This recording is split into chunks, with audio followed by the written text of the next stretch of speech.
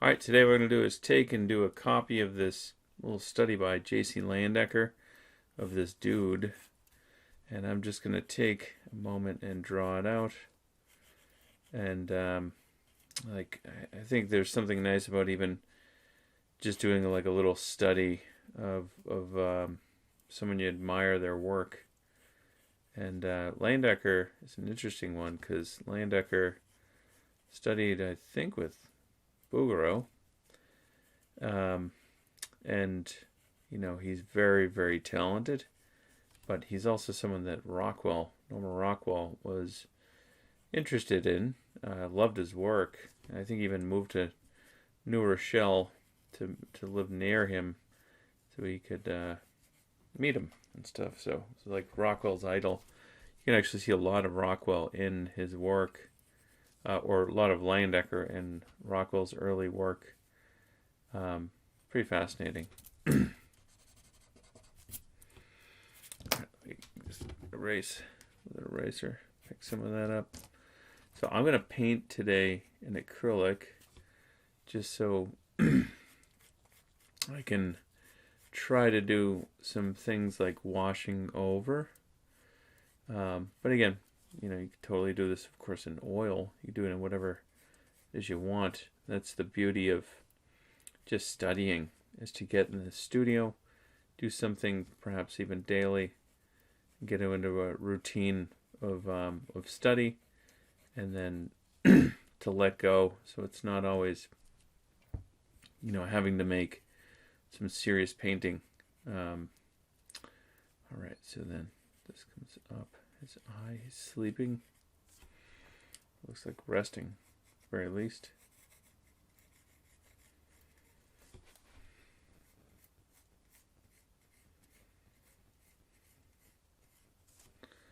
He's just such a masterful technician in what he's doing.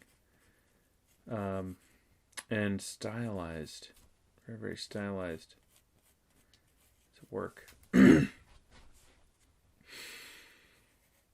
Alright, and then that's, if you know your anatomy, you can kind of feel your way through the zygomat.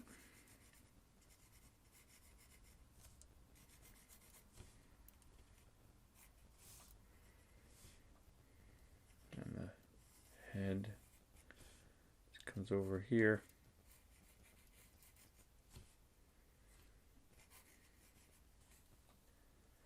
Top of that.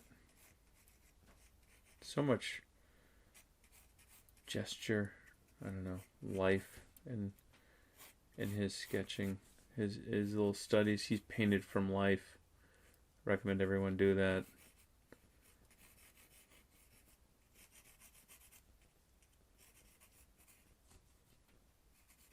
There's like a letter, you can find it online, where he's talking to a young student, recommending to always sketch from life,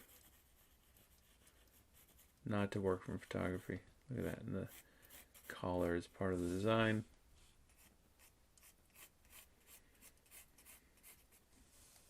Of course, you're welcome to do whatever the heck you want. But if you're looking for what these artists had to study in the manner and listen to what they're trying to say, I think that's a beautiful thing. All right. This comes up, back. Just glancing my eyes back and forth.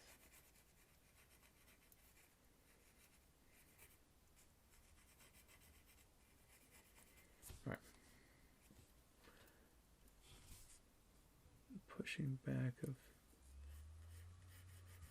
dropping that eye a little bit. All right. So bring this up.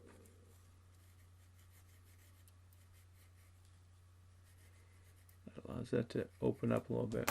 All right. I think that's good. And it, again, doesn't have to be perfect.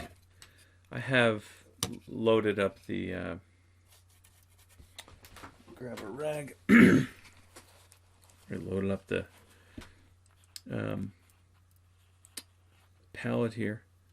grab just a little bit of water just so I can loosen up the paint a little bit.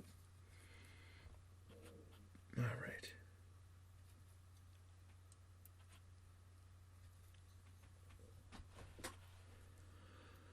All right, I'm gonna just kind of line it. This is a Tricel brush that I just kind of randomly chose.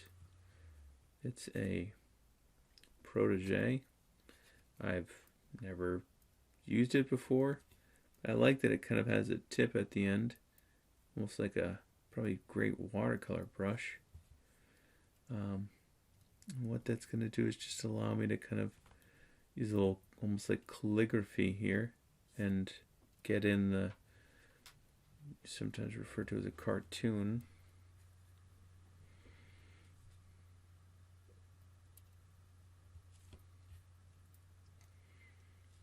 Go.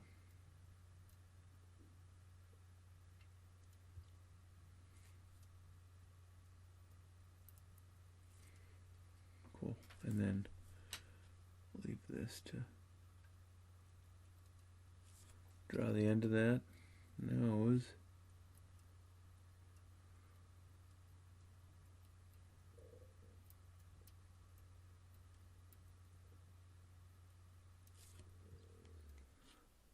All right, and then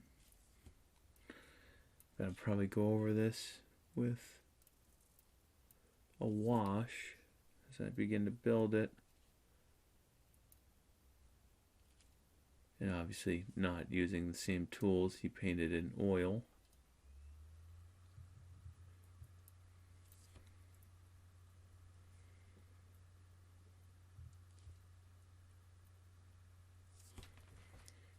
Oh, it reminds me of like a Disney character or something.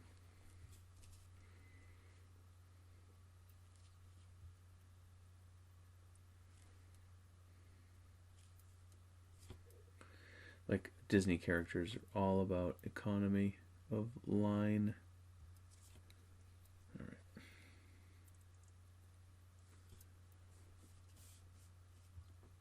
But I think it's the gesture. It's also, I think, what makes those great Disney movies, the old ones, so good. They know everything about expression. So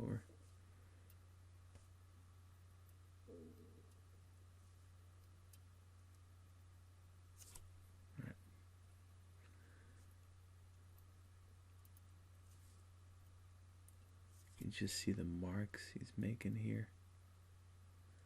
Tapering.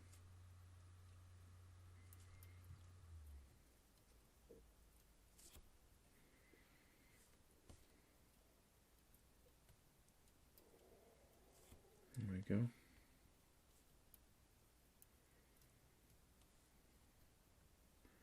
Doesn't have to be perfect. Again, I'm going to go over it and then start to build it with a bit of color. And let go of the line that I'm building. But hold on to it in spots. Look at that. He's such a master designer of the surface. You can just see it.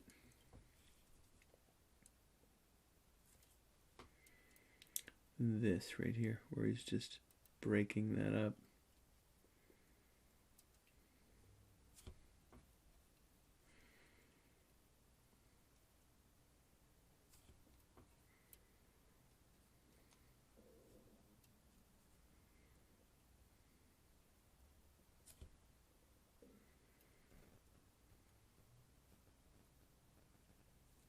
Tapering of that line. I feel like this is probably a watercolor brush that I'm using, but I paint my acrylics very much like watercolor anyway, so why not give it a shot.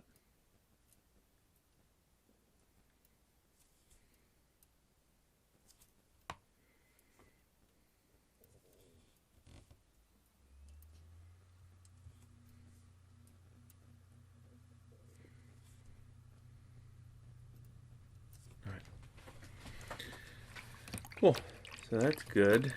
And when painting in acrylic, one of the things I like to do is for a lot of time, And what that allows is for something like this to just dry, and then what I could do is go back in, take a burn umber, that's ivory black, put a little bit more black, burn umber. If I get some black in here, there we go.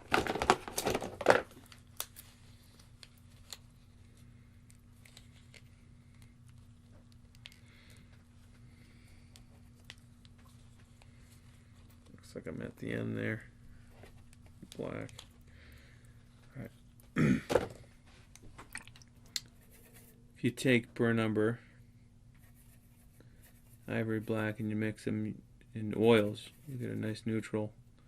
I take a little bit of white, be able to see it. I think what it's going to afford is a tiny bit of yellow ochre. Back to the titanium white. And I'm just gonna, it's nice and dry now. Add a touch more white. See that nice neutral?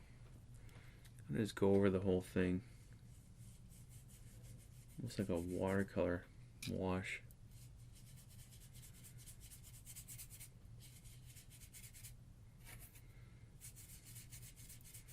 It's one of the beautiful things about acrylic that I just absolutely love. The ability to do this. This is the kind of like what I feel like I wish I could do in oils. Like scumble and glaze. Go back and forth. It's kind of a wash. But it just knocks it back. Something we did a lot when I was illustrating. It's just experiment. I was taught to experiment. Maybe the head comes out a touch more, but it feels like a nice neutral ground. Right. All right. Now maybe what I'll do is I'll key it by getting a little bit of white back in there. I'm gonna just do what he's doing. Just design it. You know, and it brings it almost to like this heightened chalk drawing. Kind of doing it in this method. Alright, peek there. I feel like some of this is visual mapping. Almost like a heightened chalk drawing with some gouache or something.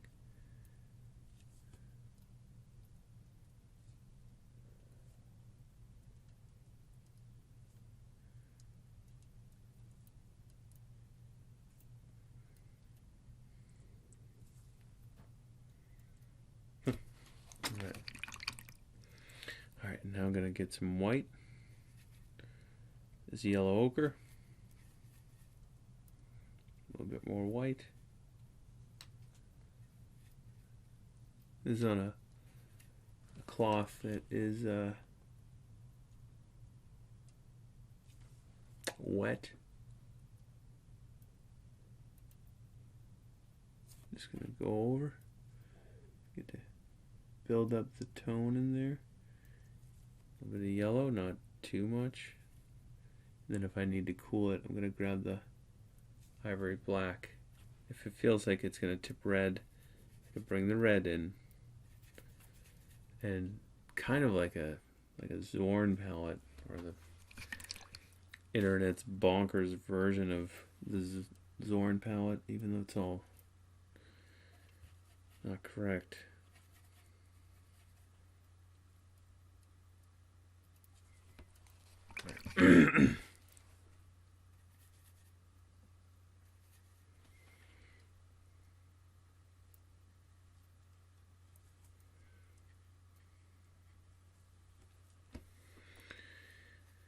Alright. Now you're just kind of building form. Don't be afraid to kind of lose it and get it back. This is what I think is the nice part about painting in this method. Wet into wet. Go back in, edge, soften a little bit.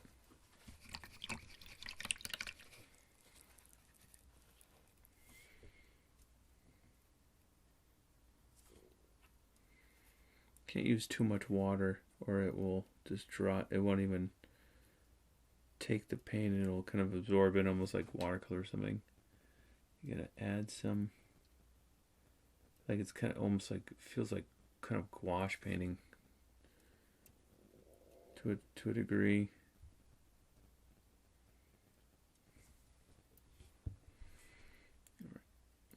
There.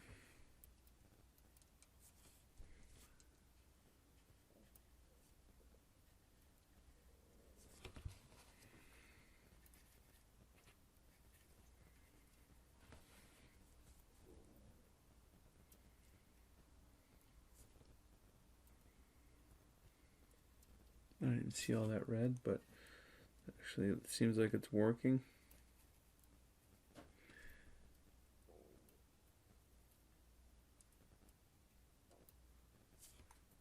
I used to paint with acrylic just straight out of the tube, like onto a surface, onto the palette, and then try to bring it in. This was like the hardest thing to control. I found that this method, which I learned in grad school, we had Kazu Sando there, and he was teaching a whole generation of teachers how to paint with acrylic. He did on some of the Star Wars posters, and I think it just made its way in, and then it just made it so much easier, in my opinion, to do acrylic this way. It just made more sense. All right.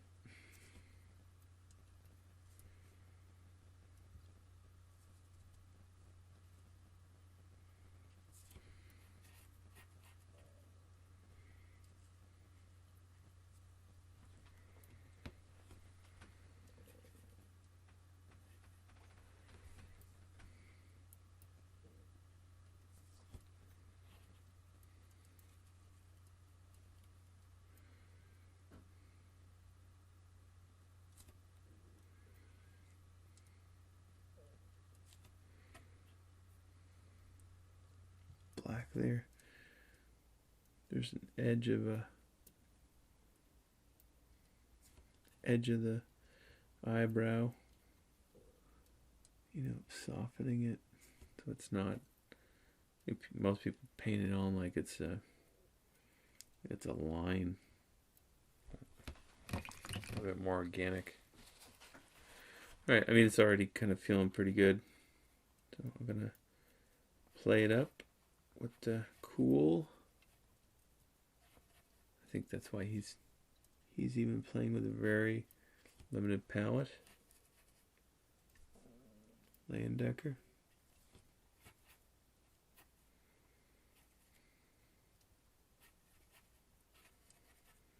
There we go.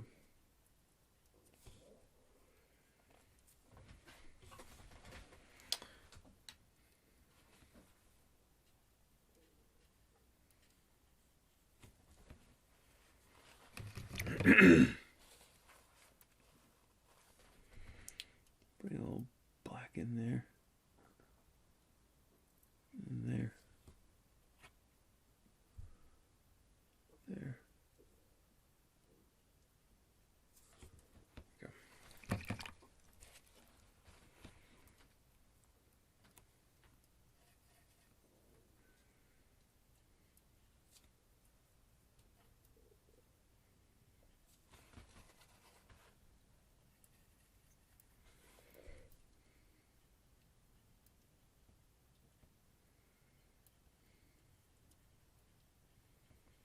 Love how beautifully stylized it is.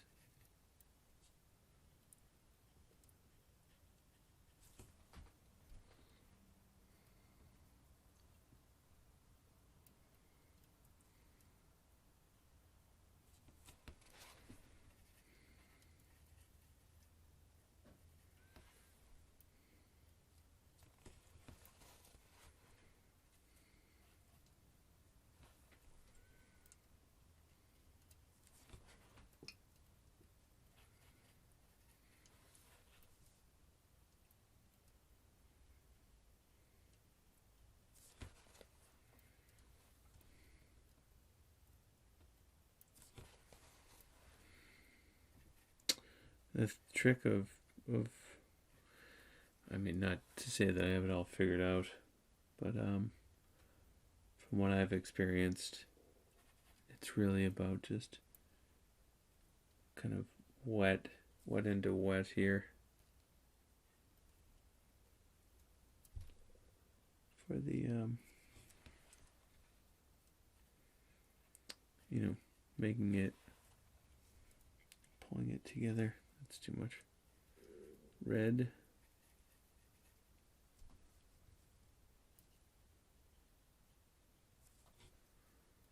Now a little burr number. The thing with this nice little limited palette is there's not a ton of variables, and therefore it shortens the amount of options. One of the beautiful things about a limited palette.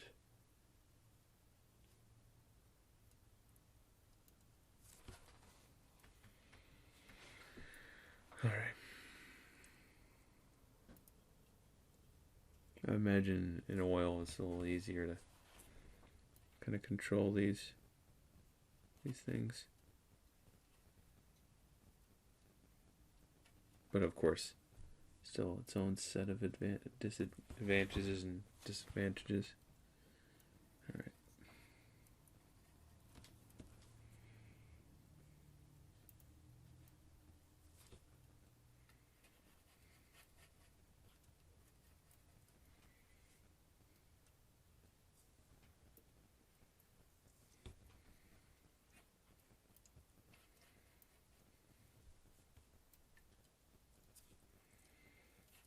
Got a little touch of, I had a manganese hue on there. I'm gonna just push the blue just to see, probably a little bit too much.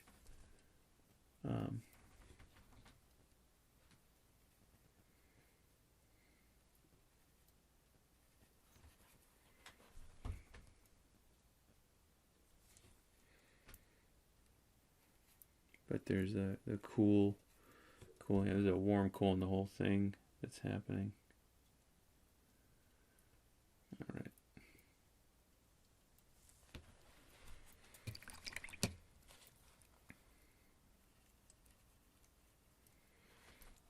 Let's get a little. So tough to see because when I add something, it gets wet, and then I gotta move my head to see in the light. So anyway, probably render that as a whole plane. And I'll bring it into light at the bottom.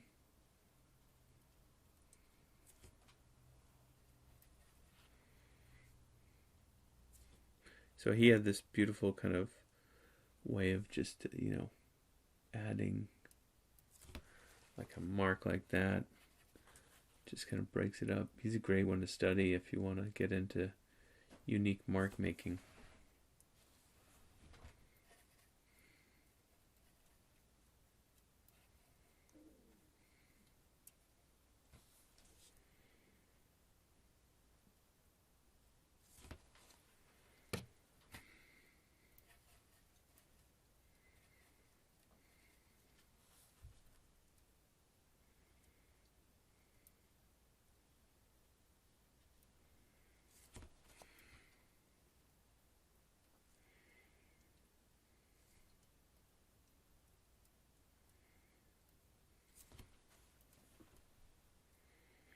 And just kind of build it up, almost like hatching over the top of the form,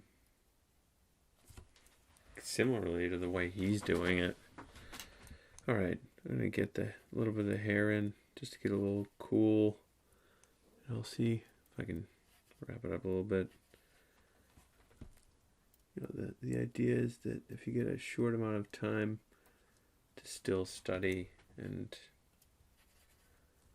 have fun with these,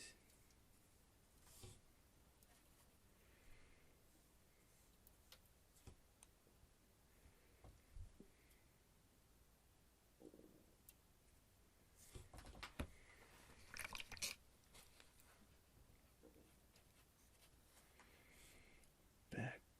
Look at how warm that is.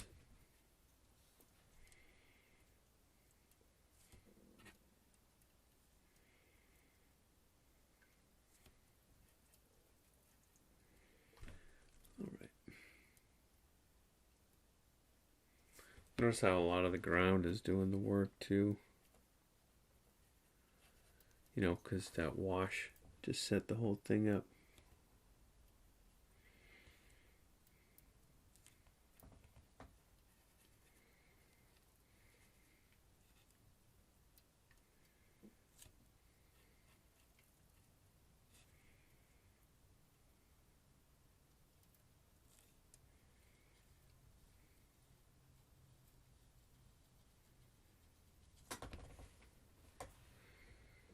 Back and forth.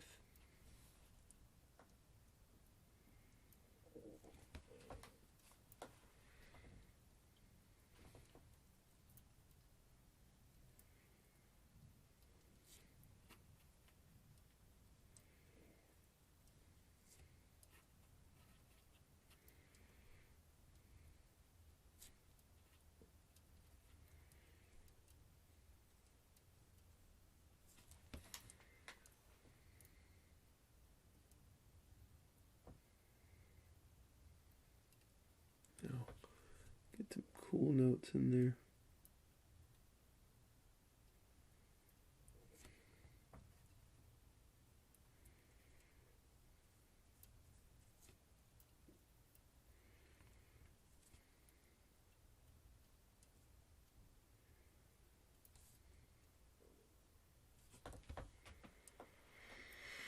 He's still, you know, the cool thing about it is that he has this sense that it's wet.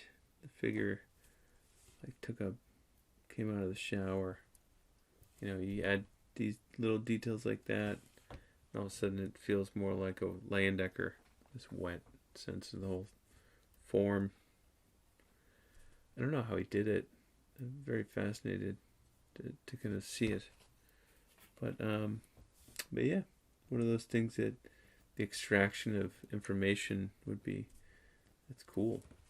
You know. And then let's just end it. I think that's a good place to kind of wrap it up. He's got this just collar in there. Just takes it and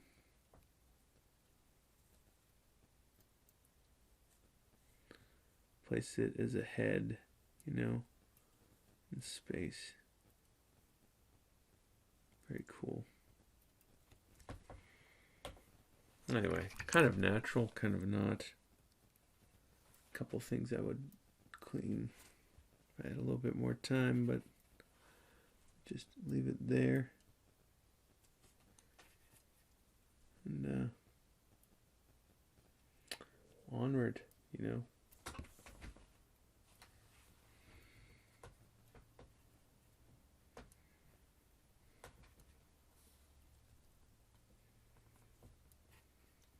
Got that.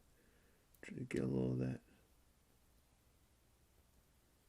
Leyendecker swag. Swagger. Alright, one last thing and I think we'll call it a day.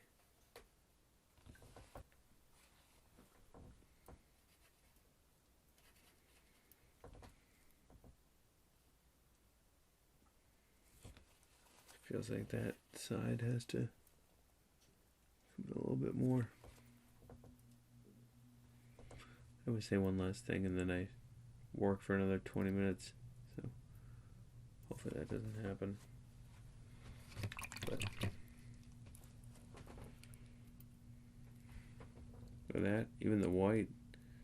Give it a minute. Sets different.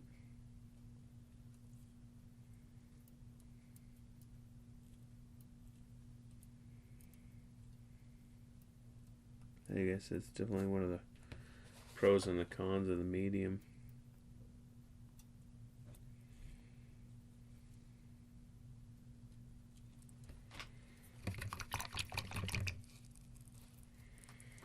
Alright, kind of linear, maybe a little bit too linear, but you know.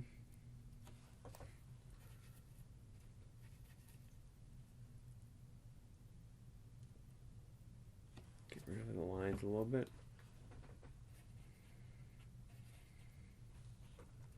It'll help a touch.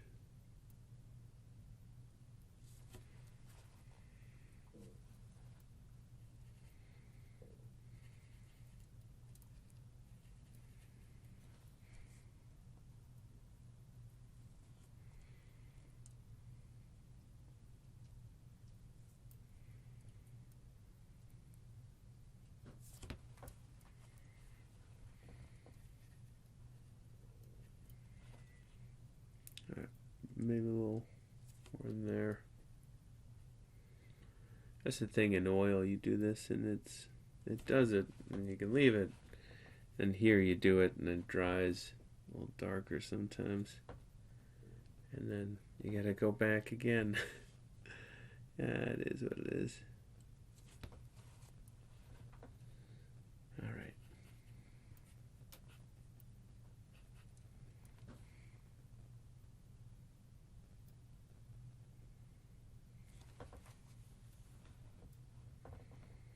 Look at that, he's got this kind of wet looking through here.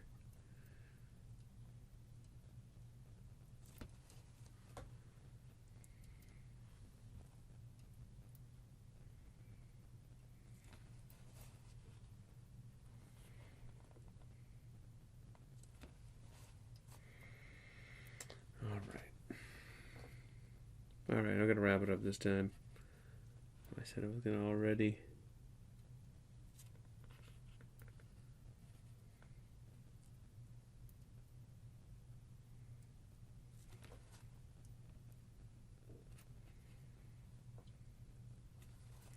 It's like he hits the perfect note right there, where it's wet into wet.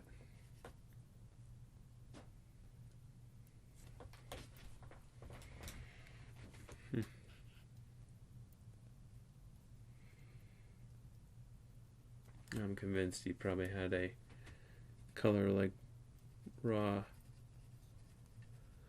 umber on here too, which gives an advantage to give just a coolness to it. Anyway, cool little head study. I think that's a good place to stop. Not exactly the same, but you know, close enough. All right, see, one more note. That's just to tame that back so it's not so much a line.